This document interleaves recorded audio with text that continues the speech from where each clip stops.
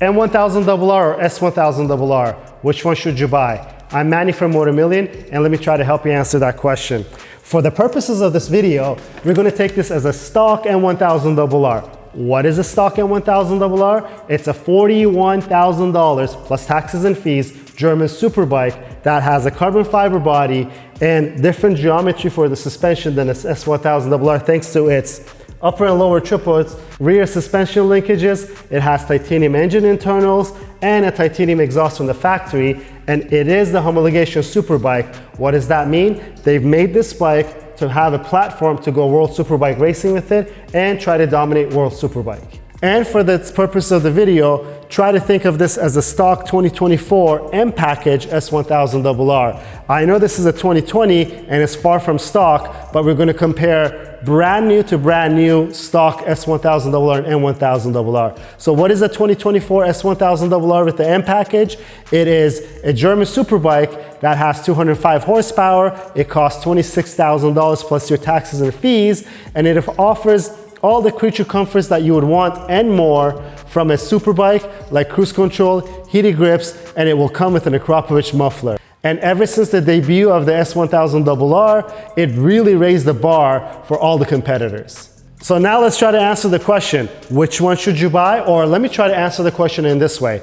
Which one would I buy with my own money? So what's different between the S1000RR and the M1000RR? First, we have the price. The M1000RR is $41,000 plus your taxes and fees, and a top spec S1000RR will be $26,000 on your taxes and fees. The next thing that's different is going to be your bodywork. The M1000RR for the 2023 and 2024 model year comes with a distinct different bodywork, which includes your carbon fiber front subframe, which gives you that complete different look when you're even riding the bike. You could tell that you're not riding an S1000RR anymore, because the previous generation, the 21 and 22 model year M1000RRs looked almost identical to an S1000RR with a different sticker job on it. Other than the bodywork, the suspension is different on these bikes. The S1000RR has electronic suspension on its top spec, and it has a different rear linkage setup for the rear suspension. The swing arms are exactly the same, except the swing arm on this bike is black and the swing arm on an M1000RR will be silver. And I want to note, BMW calls this an anodized silver swing arm, but I think it's just painted silver swing arm. The swing arms are exactly the same. The next big thing that's different are the brakes. But the top spec S1000RR comes with the exact same front brakes as the M1000RR, but the biggest difference will be your underslung rear caliper setup and the quick change rear wheel setup that you get on an M1000RR. If you're not racing, if you don't need to do a quick pit stop, there is no difference or there's no benefit of having that on your motorcycle.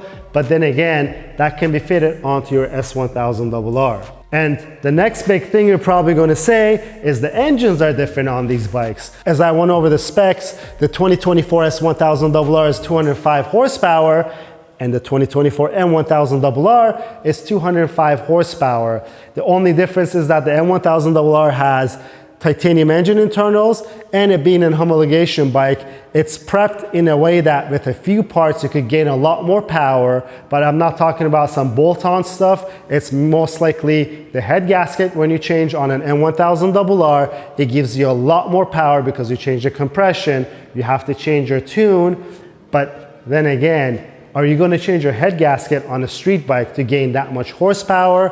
And if you're after all those gains, you're probably going to be able to accomplish similar things for less money with an S1000RR. And let's get to the final thing that I know that it's an obvious difference. As I mentioned in the beginning of the video, you got to think of these bikes as stock 2024 model years. I know this is not a stock M1000RR, neither is that a 2024 or a stock S1000RR, but a stock M1000RR comes with a full titanium Akropovich exhaust system. It's not a full race system, but it's a full titanium system that is conforming to all the legalities of every single country in the world, whereas the S1000RR comes with just a stainless steel system, and its top form will come with an Akropovich slip-on muffler on it. And the final differences that I could think between an S1000RR and M1000RR is your upper and lower triples on an M1000 are completely different.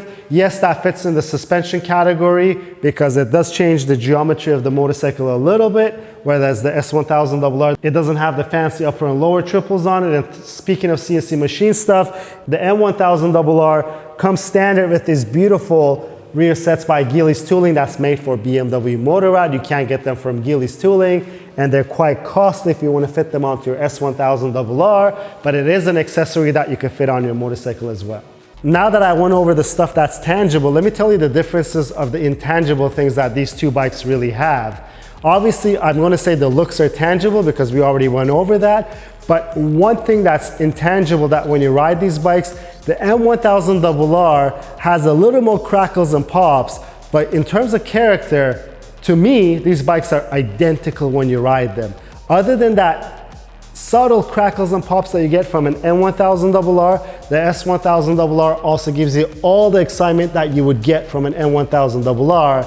And I would dare to say, an average person riding these two bikes blindfolded, not that I would ever let you ride anything blindfolded, would not be able to tell the difference of which bike they're riding. They almost sound the same, they feel the same, and they give you the same riding enjoyment that you would get out of these bikes on the road. And let me also bring this up, and I'm going to say this, and I would like anyone to challenge me on this. For an average rider, if you take any of these bikes on the track, I don't think your lap times are going to be any different on the same type of tires. And if you give them to a pro rider with the same type of tire, it's going to be very track dependent, because if you're going to be able to use the aero benefits of the M1000RR, I don't think your lap times are going to be that much more different than an S1000RR, because we all know how capable an S1000RR on track is as well. So which one would I choose using my own money, putting aside all the ownership experience that we had with our M1000RR, because after all, I'm a real enthusiast and I really think BMW has a pretty good offering on the table with an S1000RR. Is it too obvious? Yes, I would choose the S1000RR. I wouldn't choose the fully decked out M-Package S1000RR because, as I mentioned, that bike is $26,000 plus taxes and fees.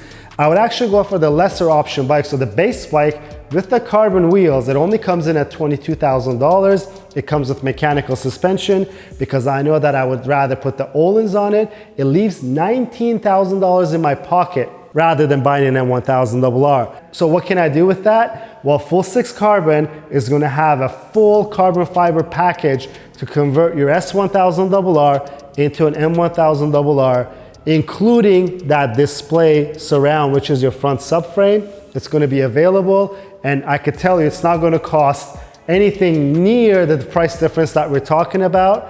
And I'll put Öhlins suspension, I'll put at least Brembo brakes and run the underslung rear caliper setup on it. It'll make something that's very enjoyable to have and something that I would be proud of owning. And this being said, I don't know what you would choose. Put it in the comments below. Would you really go and fork out $41,000 for an M1000RR, or would you grab an S1000RR and just either ride it as it is or trying to personalize it yourself? If you like the video, please give it a thumbs up. If you have any questions or comments, leave them down below. Until next time, guys, have a good one.